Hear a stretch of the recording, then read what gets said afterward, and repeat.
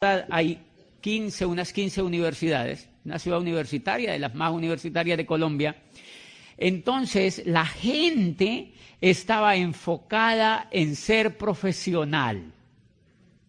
Luego, una ciudad que tenga 280.000 habitantes, donde haya 15 universidades, ¿qué creen que están haciendo los jóvenes? Estudiando. ¿Qué creen que están haciendo los padres? Pues ejerciendo lo que estudiaron y esperando que sus hijos terminen la carrera para ejercer lo que también estudiaron. O sea, toda una comunidad enfocada en estudiar carreras. Una comunidad completamente profesionalizada, un poco difícil de que entendiera este negocio. Y muchos diamantes no iban ahí a Popayán porque decían que el terreno no era fácil para desarrollar el negocio. Cuando nosotros llegamos al negocio, cuando yo llegué al negocio, yo trabajaba en esa universidad y obviamente a mí me gustaba la educación. A mí me gustaba la educación. Luego, como me gustaba la educación, yo por eso había aceptado ser rector de esa universidad, me gustaba mucho el tema de la gente y me gustaba obviamente el tema de la educación. Cuando yo encontré el negocio, conecté inmediatamente con la educación y con la posibilidad de que la educación fuera impactante para las demás personas. Número uno, esa educación empezó a impactar en mí. Una vez esa educación empezó a impactar en mí, empezó a impactar en mi liderazgo y empecé yo a impactar en otros. Por eso la responsabilidad de los líderes. ¿Por qué me impacté en el negocio? Me impacté en el negocio porque por primera vez en la vida me daba cuenta de algo que después de haber estudiado 30 años no me había dado cuenta. Y eso es impresionante. Yo todavía me impresiono que hubiese estudiado 30 años. Yo fui a la primaria, hubo aquí gente que fue a la primaria, ¿verdad? Porque sí, aprendimos a leer, aprendimos a escribir. Yo fui al jardín, al antejardín, fui a la primaria, fui al colegio y fui a la universidad. Después de haber ido a la universidad, mañana en la historia se van a dar cuenta todos, yo estudié otra carrera porque yo quería seguir estudiando, porque a uno lo que le han dicho es que estudie. Entonces yo estudié una carrera, ya había estudiado, miren, si ustedes se ponen a darse cuenta, uno estudia 5 años en la primaria, 5 años en la secundaria, 5 años en el bachillerato, 5 años en la universidad y después uno se gasta unos 3 haciendo posgrados. O sea, estamos hablando de 23 años y yo en la última etapa, en esa que les muestro el posgrado, estaba empezando un doctorado que demoraba 5. O sea, iba para 28. Qué ternura, ¿verdad? 28 años estudiando y no me había dado cuenta de una cosa. Me di cuenta en ese negocio. Me di cuenta en ese negocio que yo había sido preparado para trabajar en la era industrial. Que yo había sido preparado para trabajar en la era industrial y que había un problema terrible y era que la era industrial se había empezado a acabar desde 1959. Y yo en 1991 ingresaba a estudiar mi primera carrera. Hello. O sea, eso sí es estar uno muy despistado en la vida. Es estar uno muy despistado en la vida. Todo el enfoque familiar, todo el enfoque profesional me llevó a estudiar para trabajar ¿dónde? En la era industrial. Yo no sabía que la era industrial se había empezado a acabar desde 1959 y hay una parte de una obra espectacular de un hombre que vive aquí en los Estados Unidos que dice el mundo, eso me impactó cuando leí eso. Dice, el mundo ya ha asimilado la idea de que de que acabó la era industrial y de que entramos oficialmente a la era de la información. Dice, los negocios como General Motors y Ford Motor Company pertenecen a la era industrial. Dice, las franquicias como McDonald's y esas franquicias famosas son la frontera entre la era industrial y la era de la información. Dice, pero los negocios de mercadeo en red son la auténtica demostración de la era que vivimos, de la era de la información. Y eso me impactó, y eso a mí me impactó. Y claro, eso te da elementos para pensar, ¿cómo así que la era industrial no existe? ¿Cómo así que la era industrial ya se acabó? Y uno de los grandes errores que cometemos todos los seres humanos es hacer lo que hace la montonera. Todos los grandes errores en todas las etapas de la evolución humana se cometen porque el ser humano es un poco rebañista. O sea, nos gusta estar donde están todas las ovejas. O sea, nos gusta estar donde están todas las ovejas. Claro, el gran problema es que la era agrícola duró 10.000 años. La era agrícola duró 10.000 años. 10.000 años duró la era agrícola. ¿Mucho? Bastante. ¿Cuánto duró la era industrial? Menos de 300 años. Quizá la gente creía que la era industrial iba a durar 10.000 años. No, duró menos de 300 años y sucumbió. ¿Cuál es el gran colapso? Nosotros, y esa es una cosa importante para el liderazgo, porque muchos de los líderes no se califican a diamante porque no saben qué es lo que están haciendo. Y si no saben lo que están haciendo, tienen miedo. Tienen miedo de contactar a otros, tienen miedo de dar el mensaje y tienen miedo de tomar una decisión. Una de las cosas que me ayudó a mí fue la información sobre lo que hacía, fue entender lo que yo estaba haciendo. Y entonces eso a mí me impresionó. Si la era agrícola había durado 10.000 años, la era industrial en la cual yo estaba preparado para trabajar ya se había acabado, se estaba terminando de acabar y yo estaba haciendo un doctorado para trabajar en ella. Eso explica una cosa para que los tranquilice a todos. Si ustedes tienen hijos que no quieren estudiar, si muchos de ustedes no fueron a estudiar, los felicito. Los felicito, los felicito. Ustedes, no porque no aprendan, sino porque gracias a su voluntad y gracias a la persona que a usted le mostró este negocio, usted entró a hacer una carrera en la era de la información, en la era vigente, una carrera que es competitiva y que al menos yo estoy seguro que nos va a durar otros 200 años. Al menos nos va a alcanzar para 200 años, ¿verdad? Al menos alcanzamos a morirnos dentro de ella. ¿Qué fue lo que pasó antes? Que los que nacieron en la era agrícola no se alcanzaron a morir. 10.000 años. Muchos de nuestros abuelos, de nuestros padres, nacieron dentro de la era información, de la era industrial, perdón, y alcanzaron a morirse.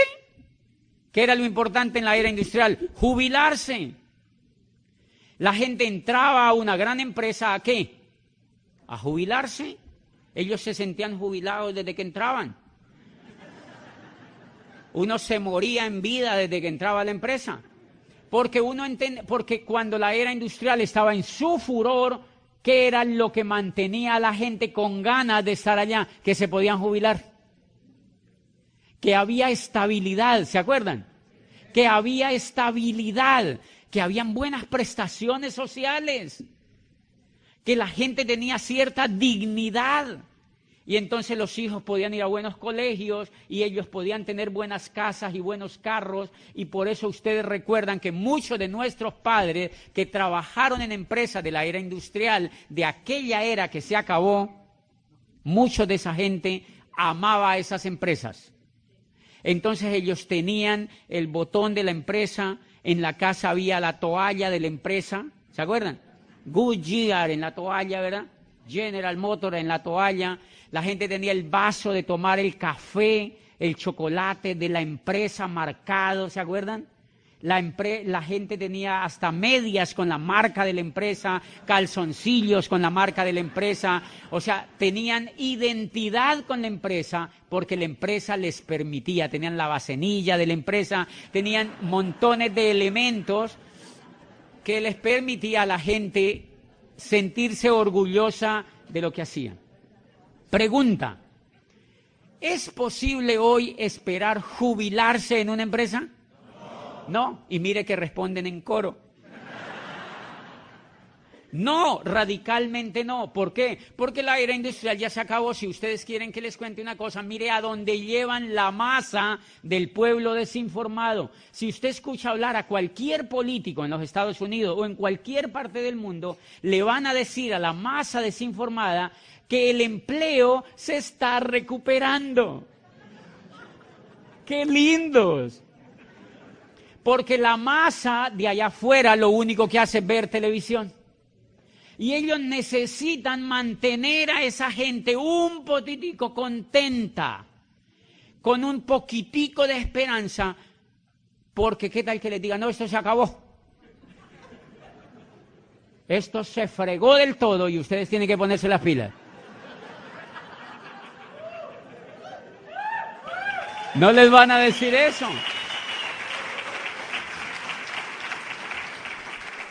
Entonces le muestran a la gente estadísticas donde le dicen el empleo se está recuperando. Mira, pasamos estaba el empleo, el desempleo era del 20 o del 25 y ahora estamos en el 24.85.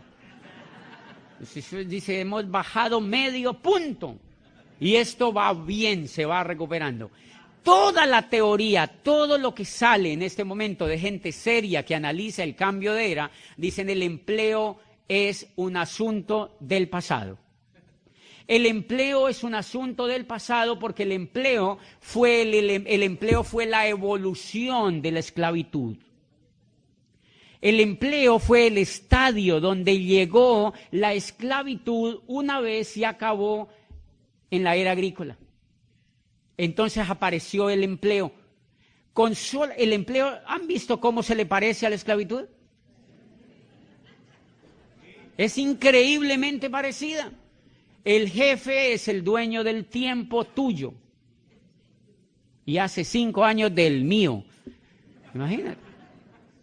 El jefe es el dueño del tiempo tuyo. El jefe es el que dice cuando tú sales a vacaciones o cuando tú no sales. El jefe es el que te dictamina todo lo que tú puedes o lo que tú no puedes hacer y tú tienes que pasar mucho más tiempo, la gente allá afuera tiene que pasar mucho más tiempo con el jefe que con su familia. ¿Cómo uno explica eso? ¿Por qué la era industrial no se sostuvo? Por montones de factores como eso, porque degeneró la vida en familia, degeneró la vida personal y esclavizó otra vez a la gente. ¿Ustedes conocen gente allá afuera que tiene que trabajar duro para poder solamente sobrevivir? ¿O no conocen? Solo para poder sobrevivir, señores. Cuando el empleo se acaba la segunda era donde evoluciona la esclavitud. Miren lo interesante, lo único que el empleo cambió frente a la esclavitud es que a uno como empleado no le pegan. Es lo único. ¿Y por qué no le pegan?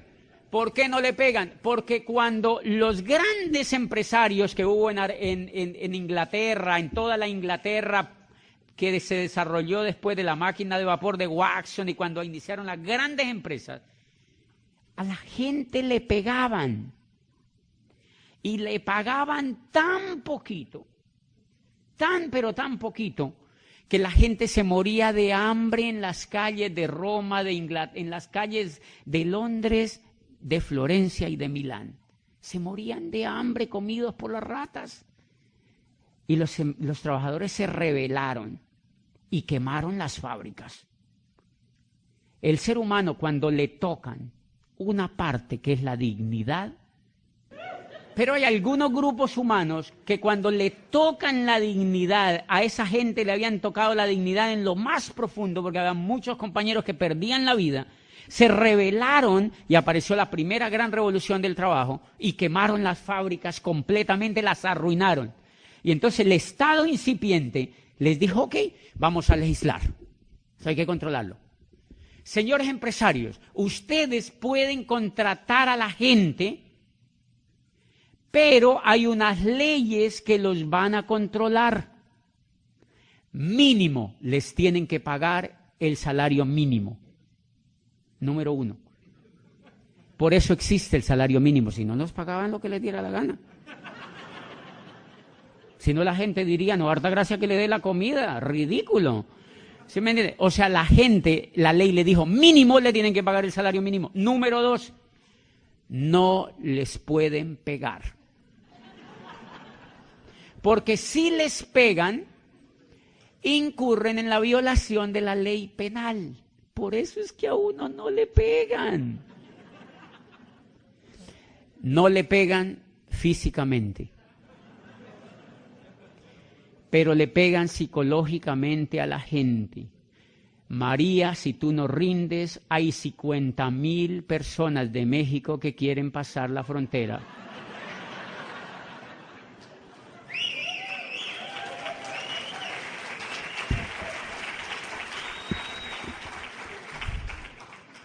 Y sigue igual, o sea, la pelea fue peor porque entonces no fue físico, fue psicológico. ¿Cómo tú controlas la violencia psicológica? ¿Quién la tipifica? ¿Quién la penaliza? ¿Quién controla eso?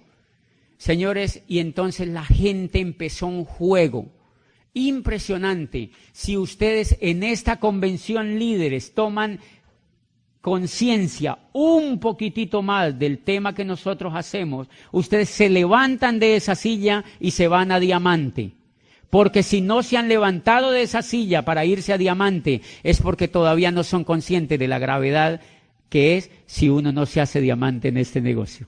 Porque no comprenden el entorno.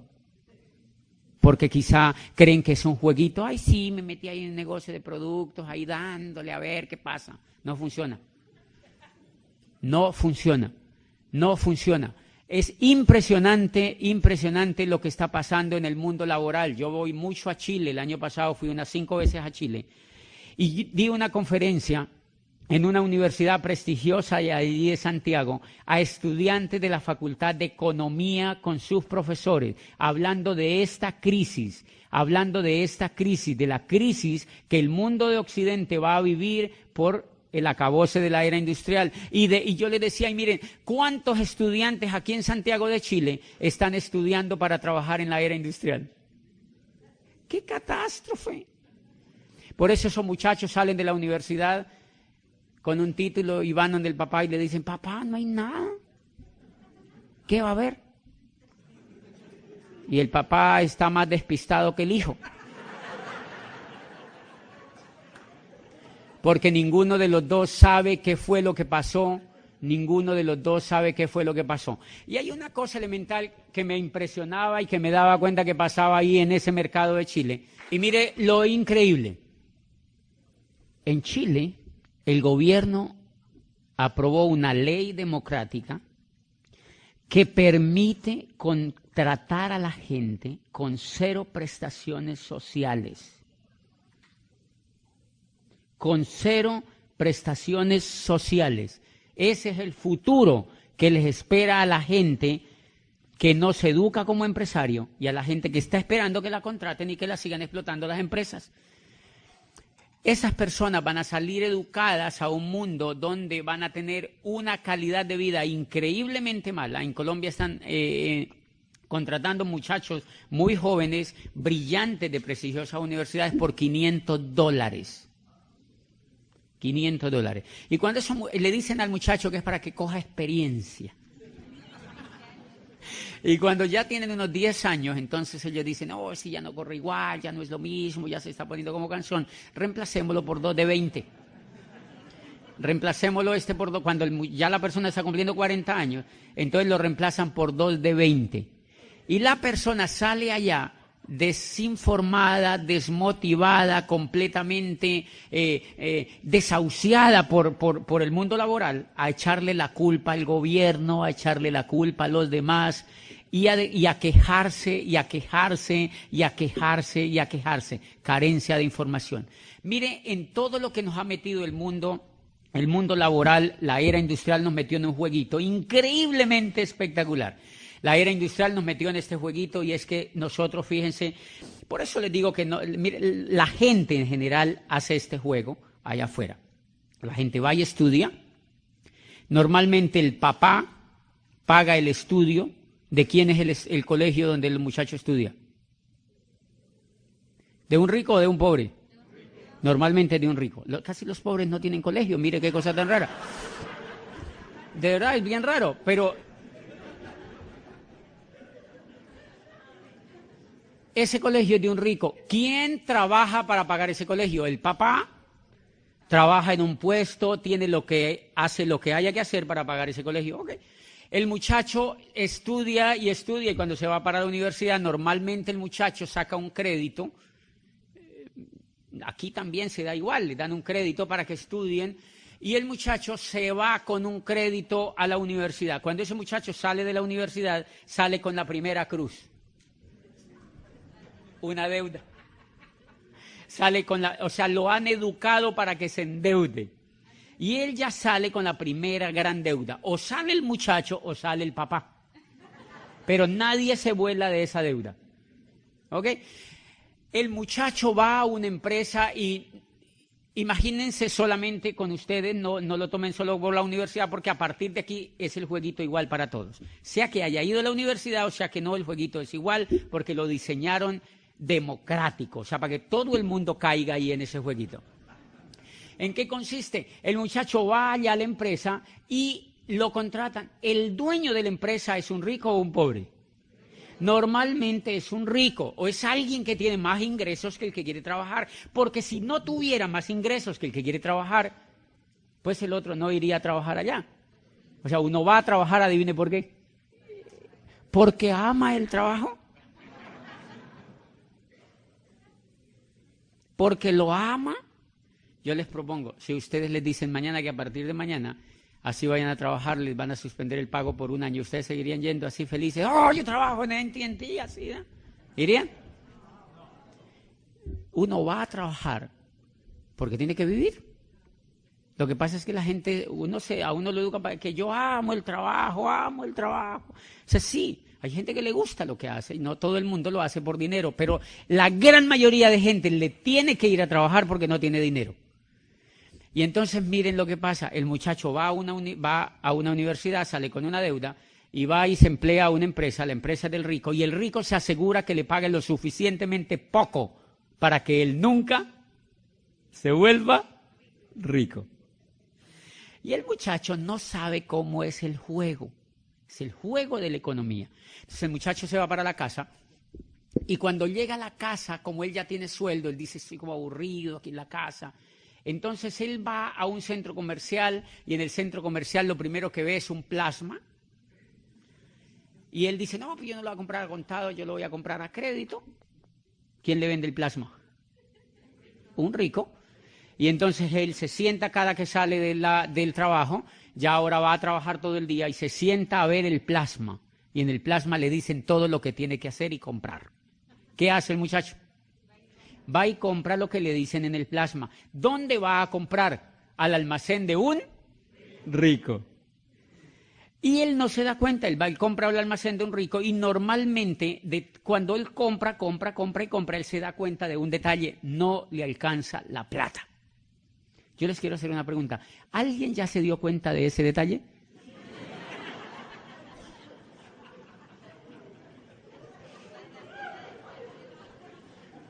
Que uno trabaja y no le alcanza la plata. Y uno no entiende qué es lo que pasa. Bien, como uno no entiende qué es lo que pasa, uno vuelve y pide explicación al plasma. Y uno se sienta y uno le dice, y entonces uno dice, si no me alcanza la plata, entonces sale y le dice el plasma, tranquilo, si no le alcanza la plata, hay American Express, hay Visa, hay Mastercard. ¿De quiénes son esas cosas? De otro rico. Y el muchacho dice, ok, qué interesante, qué país tan chévere este. Pase esa tarjeta para acá. Y se va y con eso soluciona su problema. Sigue comprando. Sigue comprando, sigue comprando, sigue comprando y vuelve, trabaja y ve televisión y ahora la plata que le dan pues la reparte para pagar la tarjeta, que es donde compra el mercado, donde compra cosas para estar bien, pero también esa persona tiene que vivir y normalmente ya no vive donde los papás, sino que vive en una casa. ¿Esa casa él la ha podido comprar? No, es alquilada. ¿De quién es? De un rico. Entonces, mire, ya le paga a la universidad la deuda en que lo metió. Ya le paga la visa al rico y ahora le paga la casa que es donde tiene que vivir. Pero como él sigue viendo el plasma, le dice, usted tiene que tener una casa propia. Sus hijos acaban de nacer y usted tiene que tener una casa propia. Televisor, pero no tengo plata. Y el televisor le dice, tranquilo, se la fiamos. Se la fiamos, pequeñas cuotas. Se la fiamos a 30 años, 30 tiernos años. Y el muchacho dice, oye, qué país tan increíble, 30 años, y el muchacho ya tiene casa y entonces empieza a trabajar y sigue pagando ahora los intereses de la casa. El muchacho está llegando a los 30 años y tiene 30 años para pagar la casa. ¿Alguna vez te has sentido así? No con el tema de la próstata, pero sí con el tema. Ok, ¿qué es lo que pasa? Que la gran mayoría de la gente allá afuera es analfabeta financiera. Y ese es el juego de la economía. Entre más analfabetas financieros haya, hay más ricos de esa naturaleza. Porque el juego de ese tipo de riqueza es que haya analfabetas financieros. Este país donde ustedes viven, adivinen con qué lo levantaron, adivinen con qué lo sostienen, con una técnica que se llama endeudar a la gente. Si no endeudan a la gente, no hay Estados Unidos de América. Si no hay esclavitud, no hay Estados Unidos de América, porque el modelo está hecho para enseñarle al niño desde que sale del vientre de su madre, pues del de la de él, obviamente, está hecho para enseñarle a ese niño que él tiene que endeudarse por su país. Él tiene que endeudarse. Por eso toda la publicidad está dirigida a que la gente se endeude. ¿Conocen gente endeudada aquí? ¿Han visto que toda la cultura ronda en torno a la deuda? Señores, si uno no entiende ese juego, a uno se le va la vida sin entenderlo y uno nunca puede hacer algo que valga la pena. Por eso amo este negocio. Por eso amo ese negocio.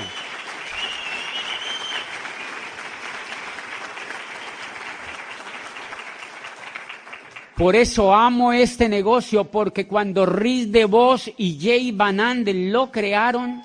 Lo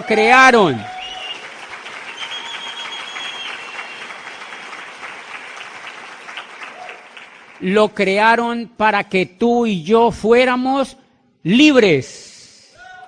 Lo crearon para que tú y yo fuéramos libres. Por eso hay una cosa que me impacta en los textos que DeVos escribió, que me impactó. ¿Cómo no te vas a levantar de la silla, hacerte diamante, si tú lees esto que te voy a decir? Credo número 5.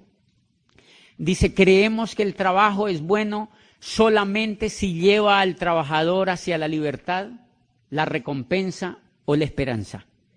Dice, si tu trabajo no es satisfactorio en lo emocional, en lo psicológico, en lo espiritual y financiero, lo mejor es que lo dejes lo más pronto posible y te consigas otro que sí lo sea. Dice eso Riz DeVos en un libro que se llama Capitalismo Solidario.